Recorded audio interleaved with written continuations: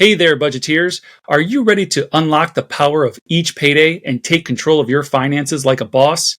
Introducing the Payday Power Planner from New Money Habits. This isn't your average budgeting tool. Oh no. With the Payday Power Planner, you'll harness the unique rhythm of your paychecks to supercharge your financial game. Say goodbye to the confusion of monthly budgets and hello to the clarity of every payday. You'll know exactly when money is coming in and when it's going out, giving you the edge you need to stay on top of your finances. But that's not all. With the Payday Power Planner, you'll easily spot whether you're rocking a surplus or facing a deficit. Armed with this knowledge, you'll make informed decisions that set you up for financial success. It's time to transform your relationship with money and create the new money habits you need to achieve financial freedom. Get your hands on the Payday Power Planner from New Money Habits today and start making every dollar count. Don't let financial stress hold you back. Create a better plan for your money and seize the power of your pay period and thrive with the Payday Power Planner.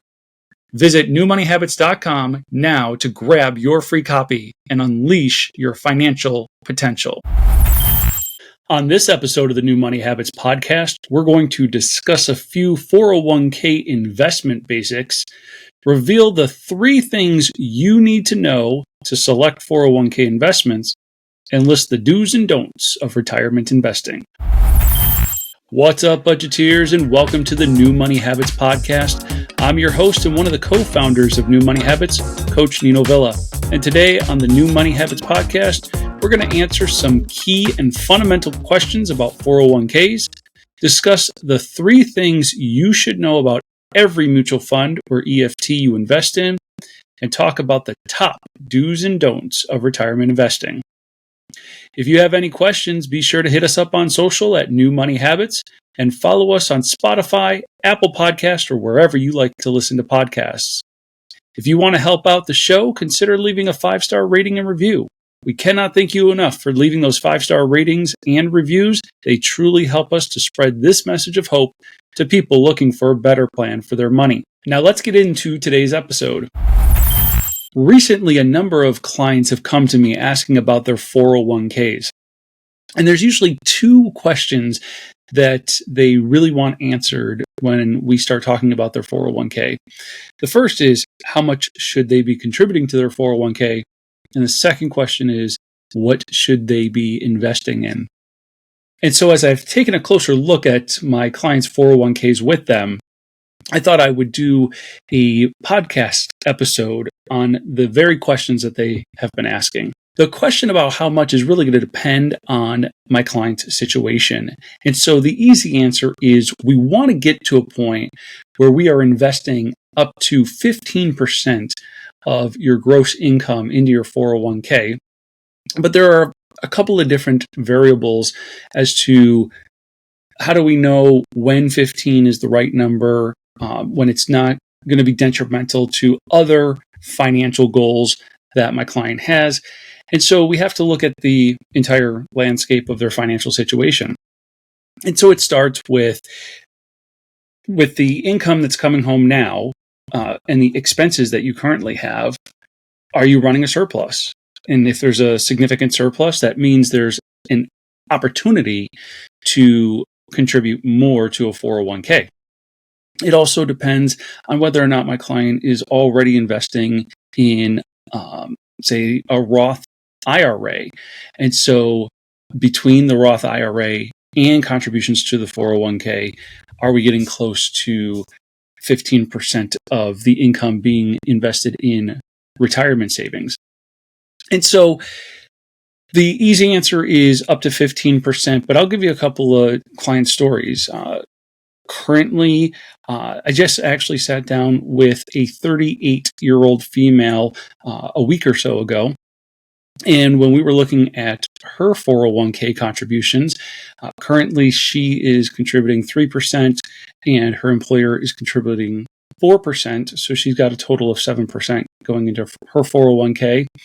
And with the surplus that she has every single pay period, we started discussing a path towards growing those contributions from 3% to 5, up to 8, 10, 12, and getting ourselves close to 15. And I encourage each one of my clients to be contributing 15% of their own money. And then if their company has a match, let that just be gravy. And so that 4% that the employer is contributing right now doesn't mean we're just going to tap out at 11%, add the 4 and get to 15. No, we're going to get to 15% eventually, add the 4, and now we're up to 19. And so that's those are the individual contributions, though, 15%. If the company is matching, like I said, let's just let that be gravy. And so that 38-year-old female, like I said, is currently at 3, and we are mapping out a path to increase those contributions over time and get her closer to 15%. I'm working with a 26-year-old male who is already putting about 10% away into his 401k, but he's maxing out his Roth IRA. And so we're not increasing his 401k contributions at this time as we focus on, let's make sure we max out that Roth IRA first. And then once that has taken place about midway through the year, we can take a look at the 401k contributions at that point and raise them if need be. I'm also working with a 25-year-old female who is contributing 15% to her 401k and is contributing some to a Roth IRA. She's going to try to max out that Roth IRA, but right now, the 15% into her 401k is the first priority in her retirement savings. And then if there's additional surplus to invest in retirement savings, then she moves to the Roth IRA.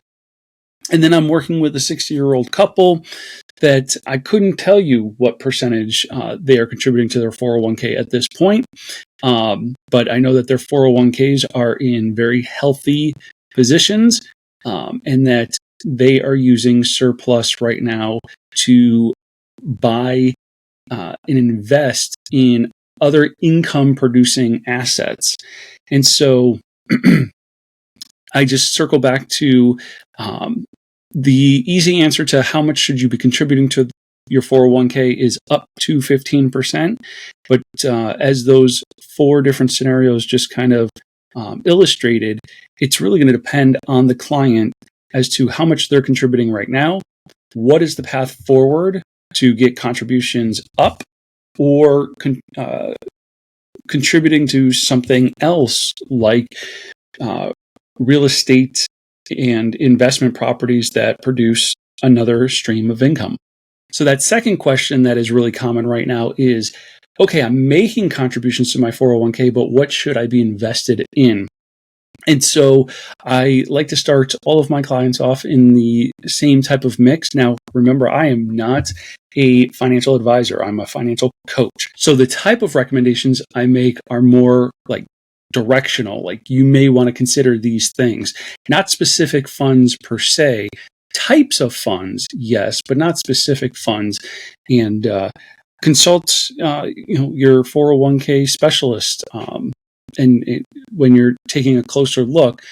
But there are 4 types of funds that I encourage my clients to start off investigating and getting more familiar with so that they can get a sense of what am I investing in and how risky is that investment.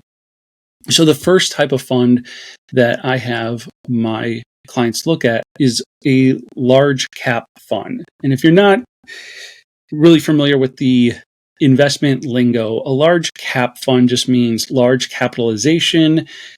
Think of capitalization like capital, and it just means really large companies with lots of money. So large cap funds, mutual funds, are funds that are made up of 500, 1,000, 2,000 companies within the fund. And a large cap fund would be large companies. These are your big blue chip companies.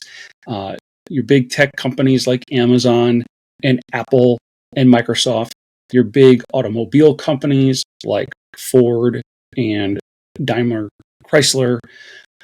It's your big communication companies like AT&T. Name the big ones, Pepsi, Coca-Cola, all of those big name companies are the type of companies that a large cap mutual fund would be invested in. And the performance of such a fund is usually benchmarked against the S&P 500. So you take a look at a fund and you compare it to how the S&P 500 has been performing. And then you get a sense of whether or not that large cap fund is something you want to invest in. And you may invest just simply in a S&P 500 index fund as part of that large cap investment. And so that's one of four. The second of four would be a mid-cap mutual fund. And so mid capitalization, just meaning kind of more up and coming, more established company that has been around for a little bit, but maybe is not a big hitter like the Coca-Colas of the world. And so the mid-cap fund has a couple of different benchmarks that it could be compared against. One is the S&P 400, another is the Russell Mid-Cap Index, and then you can take a look at how that fund is performing, or again, you can get into an index fund that just already is invested in the same 400 companies that the S&P 400 is tracking. And so that index fund would just be invested the same way. A small cap fund would be your newer, more volatile companies. And so you can see a lot of growth, but you can also experience significant loss in small cap funds. And so the index that's used to measure performance against here is the Russell 2000. And so again, you could just find a Russell 2000 index fund that would be invested the same way the Russell 2000 is invested. And so you could experience and expect the same performance from that small cap fund as you would the Russell 2000 index. And the fourth and final mutual fund that I encourage my clients to take a look at when investing in a 401k is an international fund. And so you can find an international index to measure the performance of an international fund. But these four different fund types would really allow you to be incredibly diversified. If you're in an S&P 500 index fund, you're going to be invested in 500 plus companies right there. Then if some of your money is also allocated towards an S&P 400 index fund, you're going to be invested in another 400 plus companies right there. Now, there might be some overlap between the large cap fund and the small or the mid cap fund. And then the small cap fund, if you found a Russell 2000 index fund, you're going to be invested in another 2,000 companies there. And again, there could be overlap in between the funds, but what this allows you to do is really take your money and diversify so that not only are you not in one company, but you're not in only one type of company, and you're certainly not in one sector, but I'll talk more about sectors in just a moment. But to recap and kind of bring this full circle, when you're contributing to your 401k and you are new to this idea, and maybe it's the first time you're looking at, well, what am I invested in? What is that 401k invested in? There are four different mutual fund types that you could get more familiar with: large cap fund, a mid cap fund, a small cap fund, and an international fund. Those four types, so that you can get more familiar with mutual funds, the different mutual fund types, and the performance that comes with them. Now, there are three things that I encourage my clients to pay attention to when they're selecting a mutual fund or an EFT to invest in. The number one thing I want you to look at is longevity. how long has the fund been around? There are funds that have been around since the 70s, and there are funds that have been around only for maybe the last 6 months. But you can easily see, once you click on a fund through your 401k provider, it'll tell you when that fund was started. Now, there are some who believe that the longer it's been around, the better. And there is a lot of truth to that. If it's been around since the 70s and it's been performing consistently over the decades, well, there's a lot of value there. Just because something is new doesn't mean it can't be a winner. It can't be a good investment, but you are taking some risk because there is simply the element of the unknown. If a fund has only been around for 6 months, 12 months, even only 3 to 5 years, there's limited data, there's limited history there. Now, any good financial advisor and professional will tell you that historical performance does not guarantee future results. It is an indicator of how that fund has been managed over time. So again, if you have a fund that's been around since the 70s and you're looking at 40 to 50 years of data, well, again, while it doesn't guarantee future results, you get a sense of how that fund has been managed and how it's been performing. With a fund that's only been around for 6 months, 18 months, or even as little as 3 to 5 years, you get less of a sense of how that fund has been managed. And you can't discern how that fund may perform in the future because there's just not as much historical data to go off of. So the number one thing you're going to look at is longevity. How long has that fund been around? The second thing you're going to look at is performance. And you're going to look at not only how has that fund performed, is it performing well or not, you need something to compare it to. And so those index funds that I was talking about earlier become the benchmark for the fund that you're looking at to see, well, is it outpacing the S&P 500? This large cap fund that I'm considering, if it's not outpacing the S&P 500, well, then you might as well just invest in an S&P 500 index fund. Why invest in a fund that can't perform at or better than its benchmark? And so you're going to look at that performance, and you're going to look at the performance, obviously, over time. The daily performance, the monthly performance, and maybe possibly even the year-to-date performance is not going to be necessarily as important as, well, how's it performed over the last 12 months, the last 3 years, the last 5 years?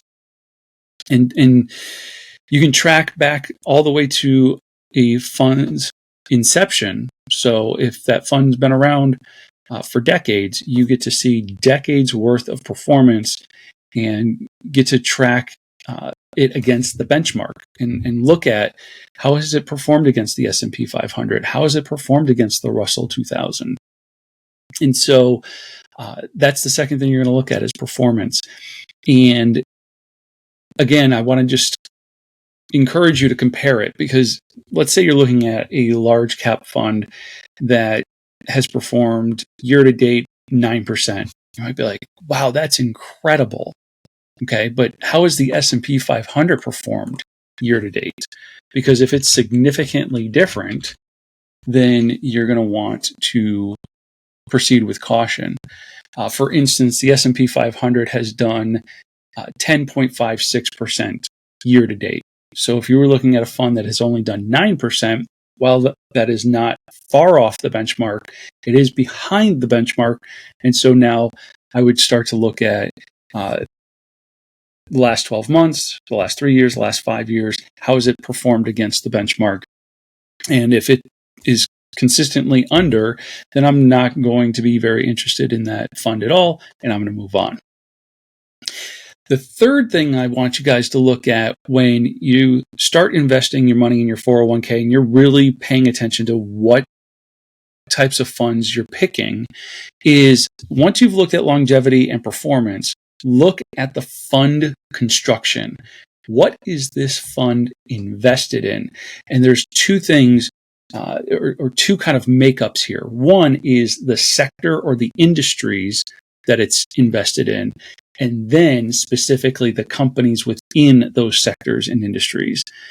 And so you can find large cap funds that are heavily weighted in one area over another. You might find one that's largely invested in healthcare and then has a smaller portion of its fund invested in something like technology.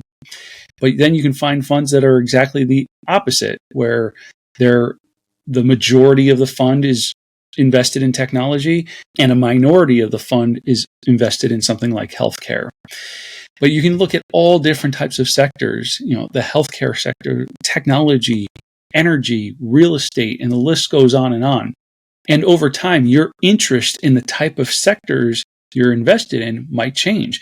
Once upon a time, maybe 30 years ago, being heavily invested in the finance sector and in big banks might have been very appealing. And then things like 2008 happens and big banks are getting bailed out. And so being invested in the finance sector is not nearly as attractive or as interesting as say, technology or healthcare. As we think about it, healthcare is never really going to go away. Healthcare includes things like big pharmaceutical companies. And so you may be interested in funds that are heavily invested in the healthcare sector. And you may be somebody who's not interested in the healthcare sector at all. And so the third thing I want you looking at is the construction of the fund. What sectors is the fund invested in, and what companies within those sectors? I have clients who want to make sure that when they're selecting a mutual fund, that those mutual funds are not invested in certain companies. They're just not interested in being a part of making money off of certain industries or specific companies in certain types of industries. In fact, I used to work for a consulting firm in which a lot of our clients were unions. And those unions were not interested in mutual funds that were heavily invested or even somewhat invested in companies that refused their types of union. And so taking a look at the construction of these mutual funds is something that I got used to doing many years ago. And it's something that I encourage my clients to get more familiar with. When someone is new to investing and being the one who selects the different funds that they're invested in, I often get the question, like, where do I begin? What do I look at? How do I make a decision? And these are my three go-to areas. Look at the longevity of the fund, the performance of that fund compared to its benchmark, and the construction of the fund. What is it invested in? And do you feel good about it? And when you understand those three components, you can make a better, more informed decision on which funds you want to be invested in. Hey there, budgeteers. Are you tired of feeling like your finances are running the show? Well, it's time to flip the script and take charge of your money with New Money Habits Financial Coaching. This isn't your typical financial advice. New Money Habits is about empowering you with the knowledge and tools you need to make savvy money moves and build a solid financial foundation. Here's the deal. We're offering a free discovery session to kickstart your journey to financial freedom. Yep, you heard me right. Free. In this session, one of our experienced coaches will help you to pinpoint your financial goals and create a better plan for your money. We're talking about mastering your money mindset, picking up practical money management skills, and having someone to hold you accountable along the way. So, if you're ready to kiss financial stress goodbye and say hello to a brighter financial future, then schedule your free session today to create the new money habits you need to achieve financial freedom. All right, now let's talk about the do's and the don'ts of retirement investing. And I'm going to keep this nice and simple. I got one of each for you. The one do take action. Earlier, I mentioned I'm working with a 25-year-old female who is already putting 15% away in her 401k and contributing to a Roth IRA outside of that. And one of the things that I continue to praise her about is that at her age, at 25 years old, I knew everything that I'm coaching her to and helping her to understand, but I didn't do anything about it at that time. So take action. Do contribute to your 401k. Get started. 1%, 2%, 3%. Get started. Take action. Get into something. And then if you're unsure which mutual funds to invest in once your money's in the 401k, well, a lot of times your 401k will have a fund that is based off of the year you should retire. So if you're going to retire in 30 years, that would be 2055, let's call it. And so you might just invest in a fund that's targeted for 2055 while you're learning about these other funds so that you can make a wise decision on where to allocate your money. And so do get started, start contributing, and then get those dollars invested in some type of mutual fund, or at least a simple mix of a large cap fund, a mid cap fund, a small cap fund, and an international fund. And then there's one don't to keep it super simple. Don't compare yourself to or concern yourself with others. The 38-year-old female that I'm working with, as we were looking at her 401k just a week ago, she was really proud of herself for being where she is, considering she feels like she got a late start. She's like, I got a late start. Considering I got a late start, I'm proud of myself for where I am. I do wish it were better. And so as we started to talk about it, and we talked about what she's contributing right now, a path forward to getting her contributions up. And once those contributions are then invested in this type of mix, we talked about what are some realistic expectations between now and retirement age. And she was very pleasantly surprised to discover that there is a path to $2 million by age 67. And so she was kind of comparing herself to others, thinking, wow, I'm not as far along as I wish I would be, or as far along as I know others are. And I said, don't concern yourself with that. Let's take a look at what you can contribute, how we can get your contributions up. Let's get you invested in a way that is making the types of returns we know that we can get from the market. Her current 401k is invested a little conservatively, and so there was some opportunity there to invest it a little bit more aggressively. And there is a path to $2 million by age 67. Now, we can debate whether or not $2 million is going to be enough. We can debate on what is the right number and how much do you need at retirement to maintain a certain lifestyle and all of those different things. But she was very pleased. This client was very pleased to learn that there is a path to $2 million for her retirement savings and investing by age 67. That is a little less than 30 years, right? She's 38 now. So 29 more years, and there is a path for her to achieve multi-million-dollar retirement.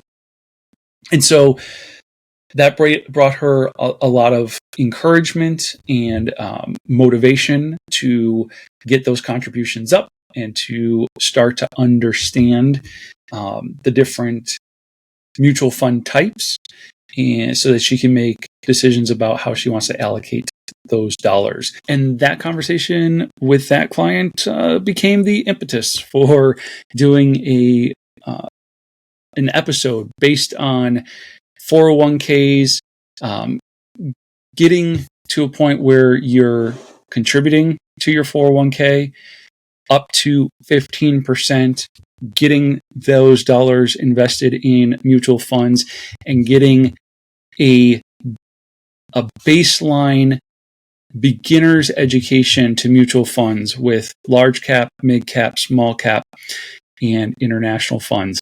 But if you still have questions and you want to sit down and talk about it, of course, you can schedule your free discovery session with me. Again, I'm not a financial advisor, and I am not giving investment advice as much as education around how to get more familiar with the different types of investment funds there are, how to track their performance, and what to be looking for when it comes to longevity, performance, and fund construction. That does it for this episode of the New Money Habits Podcast. Remember, if you have any questions, make sure to hit us up on social at New Money Habits and follow us on Spotify, Apple Podcasts, or wherever you listen to podcasts. Please consider leaving a 5-star rating and review to help us spread this message of hope to people looking for a better plan for their money.